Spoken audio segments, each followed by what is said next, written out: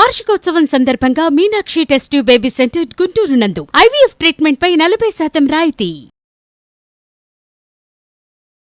నమస్తే రామ్ గారు. నమస్తే అండి. రామ్ గారు, మామూలుగా భార్య భర్తల గురించి కానీ అత్త కోడళ్ళ గురించి కానీ చెప్పుకోవడం అనేది సర్వసాధారణం. ఏమన్నా వీడియోస్ కూడా మోటివేట్ చేయడం. ఈరోజు మాత్రం మనం తోటి కోడళ్ళ గురించి అండి. నిజంగా ఎక్కడో పుట్టి ఎక్కడో పెరిగి పాప ఎక్కడో చదివి ఈ ఇద్దరు అమ్మాయిలు కూడా ఒక ఇంట్లో ఉంటారు. సో నిజంగా వీళ్ళు ఎలా కష్టపడతారు, అసలు వీళ్ళు మంచిగా నిజంగా అక్క చెల్లెల్లాగా కొంతమంది ఉంటారండి. తోటి కోడళ్ళు ఫ్రెండ్స్ లాగా ఉంటారు, అక్క చెల్లెల్లాగా ఉంటారు. కొందరు మాత్రం ఒకరి మీద ఒకరికి అసలు పడను కూడా పడదు. అసలు వీళ్ళ ఎలా ఉంటాయి వీళ్ళ కష్టాలు, వీళ్ళు ఎలా ఉండాలి? సో యాక్చువల్లీ గుడ్ టాపిక్ అండి. ఎందుకంటే ఈ రిలేషన్ గురించి చాలా తక్కువ మంది మాట్లాడుతుంటారు అండ్ చాలా మందికి తెలియదు కూడా లైక్ ఎలా ఉండాలి ఏంటి అనేసి. ఇప్పుడు తోడుకోడలు అనేసరికి జనరలీ ఒకరికంటే ఒకరికి పడకపోవడము, లైక్ ద్వేషము, ఇవన్నీ ఉండడం అనేది సర్వసాధారణం. ఇది లైక్ ఎందుకు ఇలా అవుతుంది, ఎందుకు వాళ్ళిద్దరి మధ్యన అంత ర్యాపో కుదరట్లేదు అని అంటే, ఇద్దరు ఒకేసారి ఇంట్లోకి ప్రవేశిస్తే అది వేరు. కానీ ఇక్కడ ఏమవుతుంది అంటే, ఫస్ట్ ఒకళ్ళు వస్తారు, ప్రాబబ్లీ ఒక 1-2 years or 3 years గ్యాప్ తర్వాత ఇంకొకళ్ళు వస్తారు. ఈ 3 years or 4 years what ever time, ఈ టైంలో ఏమవుతుంది అని అంటే, ఇప్పుడు పెద్ద కోడలు ఎవరైతే ఉంటారో చూడండి, ఇంటికి పెద్ద కోడలు, ఆ 3 years లో పడాల్సిన టార్చర్ మొత్తం ఒక్కతే పడుతుంది. రైట్, వంట నా మీదనే, రైట్, అన్ని ఇల్లు వాకిళ్ళు అన్ని నా మీదనే. అత్తను చూపించుకునే, ఎందుకంటే స్టార్టింగ్ లో అత్తకు కూడా అది ఉంటుంది అనమాట. నేను చూపించుకోవాలి, నేను అత్తని నేను చూపించుకోవాలి, నాదే పై చెయ్యి అనే ఒక ఫీలింగ్ అత్తకు కూడా ఎక్కువ ఉంటుంది. సో తనేంటంటే ఆ ఇంటికి వచ్చినప్పుడు ఆబ్వియస్లీ అత్త కొంచెం పై చెయ్యి అని చూపించుకోవడము, దబాయించి మాట్లాడటము, ఈమె అణిగిమణిగి ఉండడము. సో అందరికంటే ఇప్పుడు ఎందుకంటే ఫ్యామిలీలో అందరికంటే కొత్త ఎవరు, who is the new person, new edition ఎవరు అంటే ఆమెనే, పెద్ద కోడలు. సో ఇప్పుడు మొత్తం అంతా టార్గెటింగ్ ఆమె మీదనే అవుతూ ఉంటది. వంట ఇల్లు అన్ని ఆమె మీదే అవుతూ ఉంటుంది జనరలీ మోస్ట్ హౌసెస్ లో. సెకండ్ కోడలు వచ్చేసరికి ఏమవుతుంది అని అంటే, కొన్ని చేంజెస్ జరుగుతాయి ఇంట్లో. అందులో ఫస్ట్ చేంజ్ ఏంటంటే, నేను అత్తని అని చూపించుకోవాలి అనే ఆ తపన అత్తకి తగ్గిపోతుంది. సో అత్త ఏంటంటే కొంచెం నార్మల్గా ఉంటుంది. అంటే ఫస్ట్ కోడలతో ఎంతైతే హార్ష్గా ఉందో అంత హార్ష్గా సెకండ్ కోడలతో ఉండదు. ఎందుకనంటే ఆమెకి ఈ పాటికి ఇదైపోతుంది. ఇప్పుడు చూడండి, it is as good as ఇప్పుడు బీటెక్ జాయిన్ కాగానే ఫ్రెషర్స్ ని ర్యాగింగ్ చేయాలి అనే తపన సెకండ్ ఇయర్ వాళ్ళకి ఎక్కువ ఉంటుంది. ఎందుకంటే ఫస్ట్ ఇయర్ లో ఉన్నప్పుడు నాకు ర్యాగింగ్ జరిగింది కాబట్టి సెకండ్ ఇయర్ వాళ్ళకి తపన ఎక్కువ ఉంటుంది, ర్యాగింగ్ చేయాలి అనేసి. ఈ సెకండ్ ఇయర్ దాటి థర్డ్ ఇయర్ ఫోర్త్ ఇయర్కి వచ్చేసరికి ర్యాగింగ్ మీద ఇంట్రెస్ట్ పోతుంది. ఏం చేస్తాం లేరా అనేసి. అంటే కొత్త వాళ్ళు వస్తుంటారు, లైక్ మళ్ళీ ఫస్ట్ ఇయర్ వాళ్ళు వస్తూ ఉంటారు కానీ వాళ్ళందరినీ ర్యాగింగ్ చేయరు వీళ్ళు. ఎందుకనంటే దాని మీద ఇంట్రెస్ట్ పోతుంది. వాళ్ళు నాదే పై చెయ్యి అదంతా పోతుంది వాళ్ళకి. సేమ్ ఐడియాలజీ ఇక్కడ కూడా అనమాట. ఏంటంటే ఆ అత్తకి నాది పై చెయ్యి, నేను దబాయించి మాట్లాడాలి, నేనే గొప్ప అని ప్రూవ్ చేసుకోవాలి అనే ఒక ఇంటెన్సిటీ, ఆ థాట్స్ ఇవన్నీ ఏంటంటే కొంచెం తగ్గిపోతాయి అనమాట. తగ్గిపోవడం వల్ల సెకండ్ కోడలు వచ్చేసరికి ఫస్ట్ కోడలు ఆ డిఫరెన్స్ చూస్తుంది. అరే నేను వచ్చినప్పుడేమో ఎలా ప్రవర్తించారో, ఇప్పుడు ఈఎంఐ వచ్చినప్పుడేమో ఎందుకు బాగానే ఉంటుంది అని చిన్న కుళ్ళు ఆర్ ఈర్ష్య స్టార్ట్ అయ్యే ఛాన్స్ అక్కడ. రెండోది, అప్పుడు దాకా షీ వాజ్ ద టార్గెట్, పెద్ద కోడలు టార్గెట్. రెండవ కోడలు వచ్చేసరికి ఏమవుతుంది అని అంటే, ఇప్పుడు ఆమె కదా కొత్త. అవును, అప్పుడు దాకా పెద్ద కోడలు ఏంటంటే ఎదురు చెప్తామన్నా అత్తగారికి ఎదురు సమాధానం చెప్పాలంటే కొంచెం ఆలోచిస్తారు.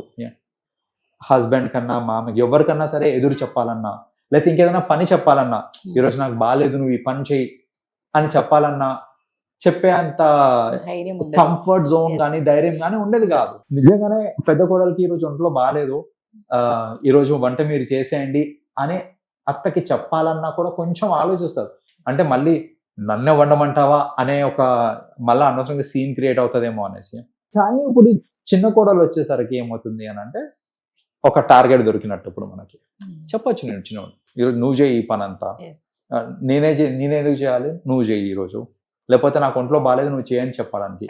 ఈ చిన్న కోడలకి ఏంటంటే, మా అత్త కూడా నాకు ఏం చెప్తలేదు, పనులేం చెప్తలేదు, ఈమె మా అత్తలాగా చేస్తుంది, బిహేవ్ చేస్తుంది, రైట్. సో అలాంటి థాట్స్ వస్తుంటాయి. ఏంటంటే ఈమె ఎందుకు నా మీద పెత్తనం చలాయిస్తుంది, మా అత్తనే నా మీద పెత్తనం చలాయిస్తలేదు, పెద్ద కోడలు చలాయిస్తుంది ఇక్కడ అనేసి ఆ గ్యాప్ అనేది ఇంకా పెరిగిపోతుంది వాళ్ళ మధ్యన. సో అక్కడ ఏమవుతుంది అంటే, ఈ గ్యాప్ అంటే ఈ సినారియోస్ అన్ని ఉండడం వల్ల ఏమవుతుంది అని అంటే, కోడళ్ళ మధ్యన మరి పెద్ద కోడలు ఇంకా చిన్న కోడల మధ్యన ఆ ర్యాపో అనేది కరెక్ట్ గా డెవలప్ కాదు బికాస్ ఆఫ్ దీస్ మిస్కమ్యూనికేషన్స్ కానివ్వండి, డిఫరెన్సెస్ కానివ్వండి. సో ఇప్పుడు ఏంటంటే టార్గెట్ కూడా మోస్ట్లీ ఎక్కడి నుంచి అవుతుంది అంటే పెద్ద కోడల నుంచే టార్గెట్ ఎక్కువ వస్తూ ఉంటుంది. బికాస్ ఆమెనే కదా ఇన్ని రోజులు సఫర్ అయింది. సో నేను ఇన్ని రోజులు సఫర్ అయ్యాను కాబట్టి ఇప్పుడు నేను టార్చర్ పెడతానని ఒక మైండ్ సెట్ లోకి వెళ్ళిపోతుంది పెద్ద కోడలు. కానీ అర్థం చేసుకోవాల్సింది ఏంటిది అని అంటే కోడలు ఇద్దరు జనరల్ గా ఒకే ఏజ్ గ్రూప్ ఉంటారండి. అండర్స్టాండింగ్ లెవెల్స్ వాళ్ళిద్దరి మధ్యలో ఎక్కువగా ఉండడానికి స్కోప్ ఉంది.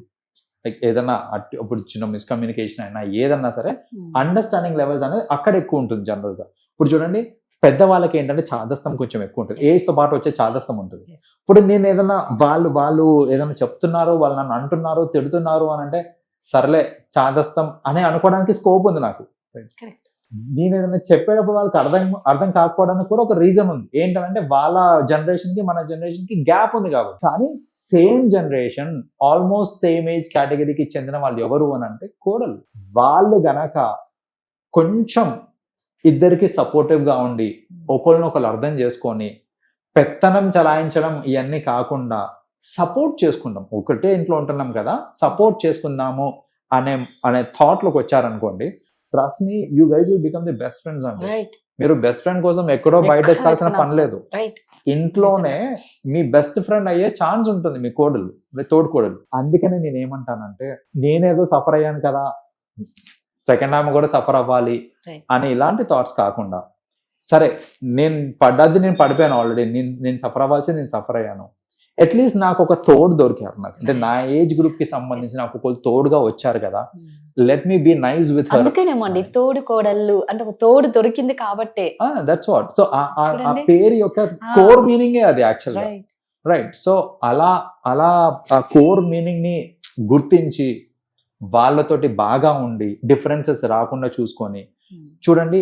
సెకండ్ వచ్చిన కోడలికి కూడా ఒకవేళ ఫస్ట్ వచ్చిన కోడలు కొంచెం భరోసా ఇచ్చారనుకోండి, నేనున్నాను, ఐ మేక్ షూర్ దట్, అంటే నువ్వు కొత్తగా వచ్చావు కాబట్టి అడ్జస్ట్ కావడానికి నీకు టైం పడుతుంది, బట్ పర్వాలేదు నేను ఉన్నాను, నీకైనా హెల్ప్ కావాలంటే నన్ను అడుగు, నీకేమైనా చెప్పుకోవాలంటే నాతో చెప్పుకో అని ఒక చిన్న భరోసా ఇచ్చారనుకోండి, ఇంకా అక్కడ డిఫరెన్సెస్ కి ఛాన్సెస్ కూడా మాక్సిమం తగ్గిపోతాయి.